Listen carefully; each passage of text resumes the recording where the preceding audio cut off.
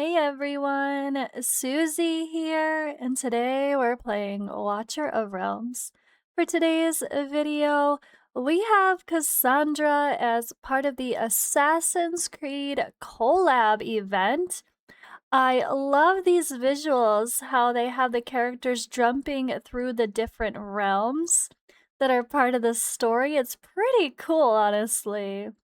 Great vibes. Of course, she comes from like the Olympus type setting. I think it was Assassin's Creed Odyssey. Very cool character, and they did her beautifully. She feels very natural, very realistic too, but very well done. And I'm really excited for this one. Look at her. She's stunning. So she is Arbiter and Watcher. Let's take a look at her as well. I love it. I think they did a great job with her appearance.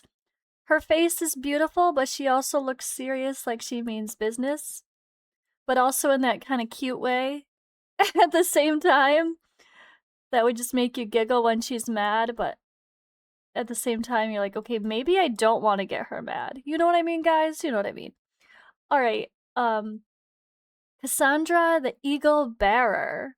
Everyone wants something from me. At least the honest ones offer drachme. What's drachme? I don't know. Alright, so again, love the visuals for sure. We're gonna go through all parts here. And let's continue with the overview. So I'm given the overviews early on for like the TLDR about using the hero. So that kind of gives us some context as we start to read the skills.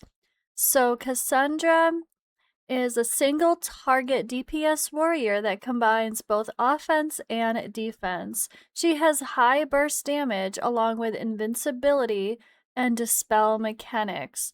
When defeating enemies, she gains buffs, and she can permanently enhance herself by casting her ultimate. In addition, she's not affected by rage, but can gain increased damage through rage recovery efficiency. So she is not affected by like rage boosters, I think that means. Alright, recommended lineup with like Immortal Codex versus the Alistair, the Absolute Will. She's great there with Watchguard lineup like Laya, her, Ivor, and Sun Wukong. Okay. And then we have Abyss 1 with Watchguard like Ingrid Kagiri, Airless, Kanan or Sun Wukong, and Ezio. Interesting. Oh. Abyss is about to get fun. Why? This is why I keep waiting to do my Abyss. Every time I'm like, oh yeah. Okay, what am I saying? I'm just a slacker. But I swear, I was like, oh yeah, I probably should do my Abyss this week, and then I was super busy and just trying to catch up recording these videos, which are coming out a whole week later, but still. Yeah, Kanan, okay, cool. This, okay, cool. But wait, Ezio and Cassandra and Kanan all on the same team? Yes, that needs to happen, and I will have to make that happen. Alright, and also Guild War, GVG, Orin, Valara, Cassandra, Airless, and Codgrim. Oh. So they note that her Awaken 1, her ultimate performs an additional attack and ignores defense, creating a major DPS breakthrough. Awaken 3 greatly improves her skill rotation, allowing her to reach her complete form. Alright, so let's dive into the talent and the... Wait, no, basic overview first, sorry. Single target physical attack, defense penetration, Oh, you can click these? I have been playing this game for 3 years and I never knew you could click the tags. Is this just me or everyone? What? Okay. I'm actually quite impressed.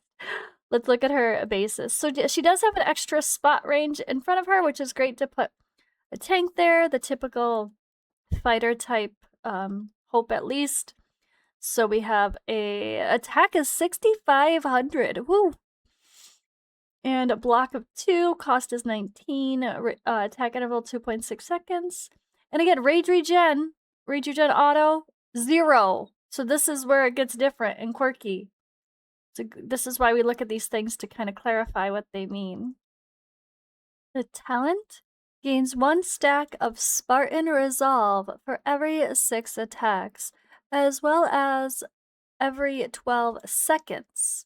Every 10 seconds, gain 1 stack of Spartan Resolve and inflict Mark of Ikaros on up to 3 enemy targets within the ultimate range. Every 3 triggers, dispel 1 debuff from the hero and 1 allied hero in range. Gain 0.5% damage increase for every 1% rage regen.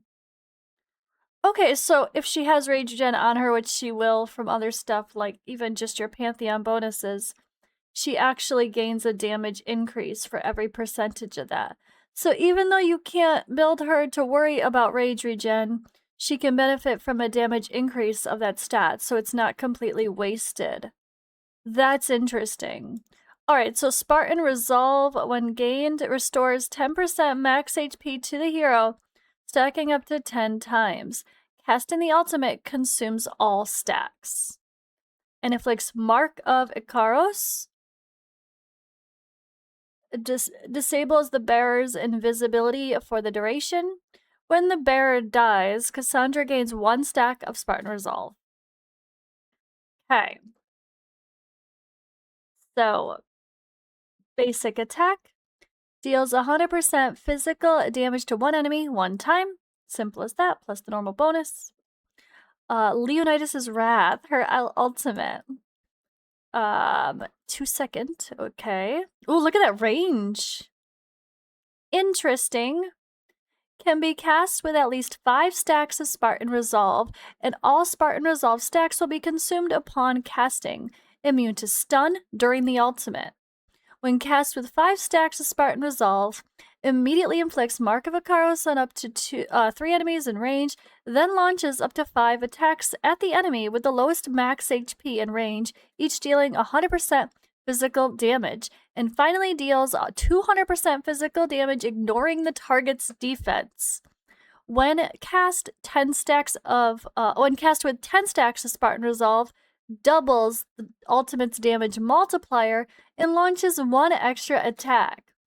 Okay, love this. So it's got depth to it, but it sounds easy to execute. Sometimes these character kits about this thing triggers when this and this and this triggers and this causes this, and when they're under this suddenly blah blah blah. It's like there's no way I'm gonna remember all that. Why do you think I don't like to use new heroes? Kidding, not kidding. This sounds logical. When she has 5, cool, you can do it. But when she has 10, it's double the damage, so it's smarter to wait to 10.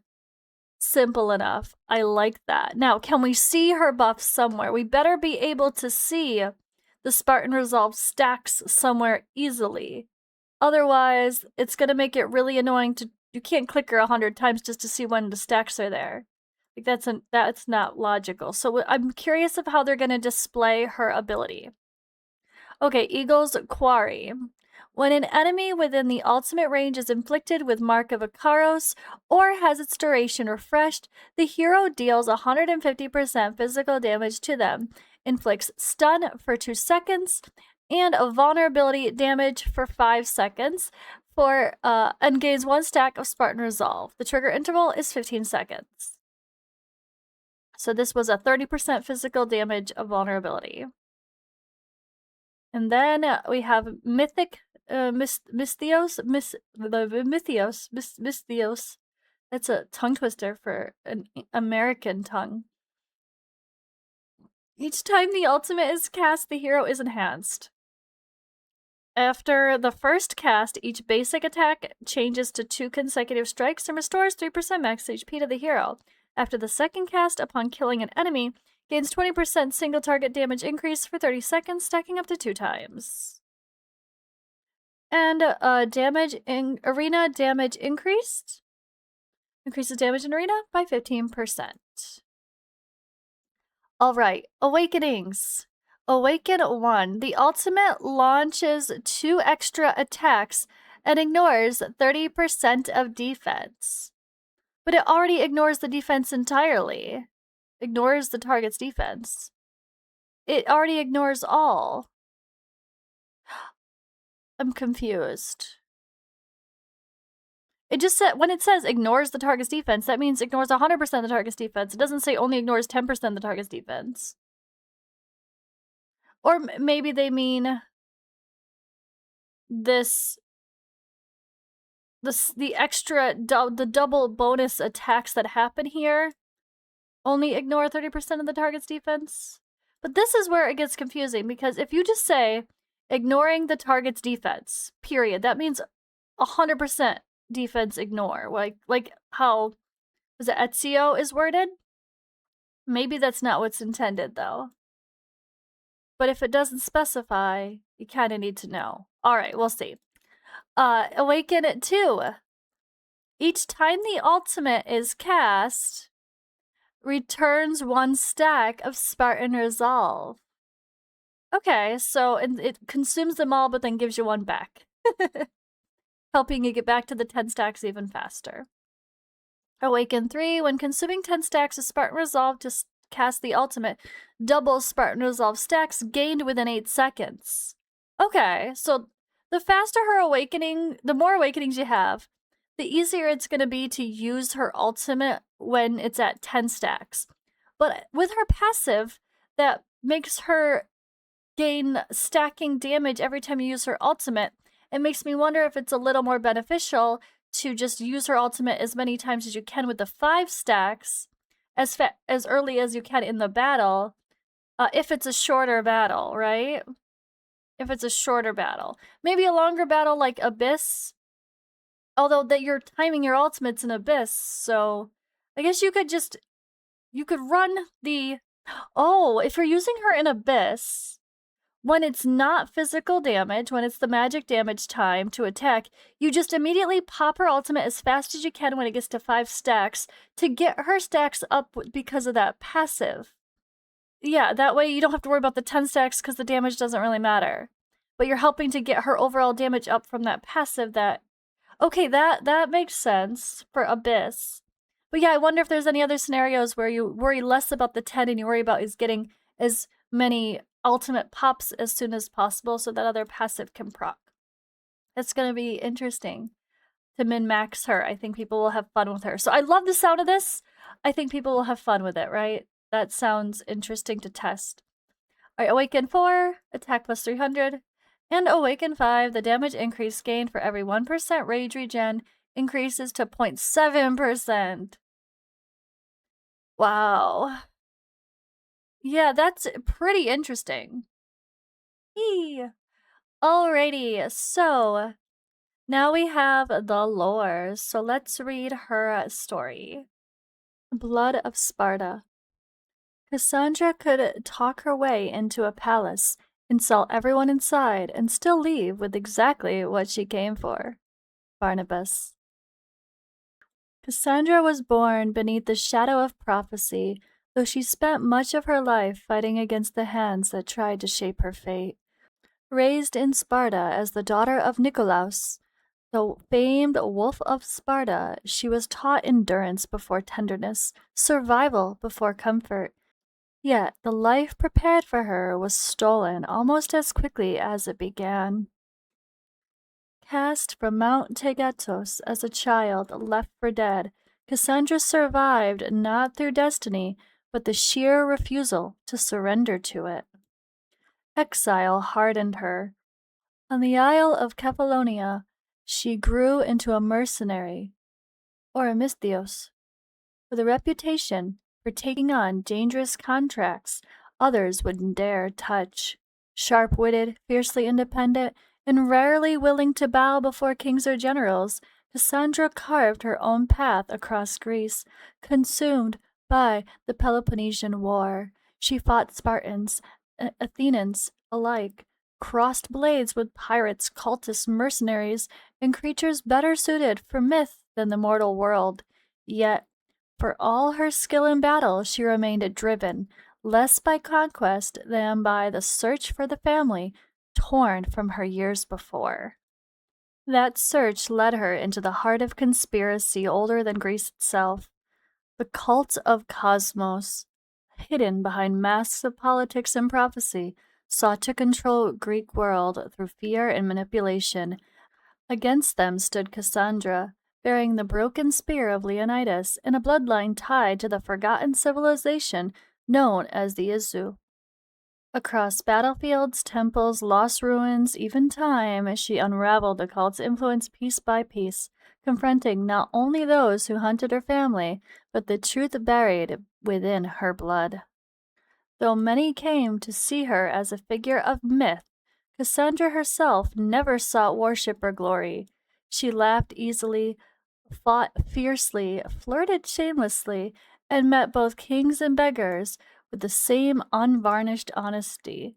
For every legend that grew around the eagle-bearer, Cassandra remained what she'd always been at heart, a survivor, clever enough to laugh at peril, and strong enough to face it anyway.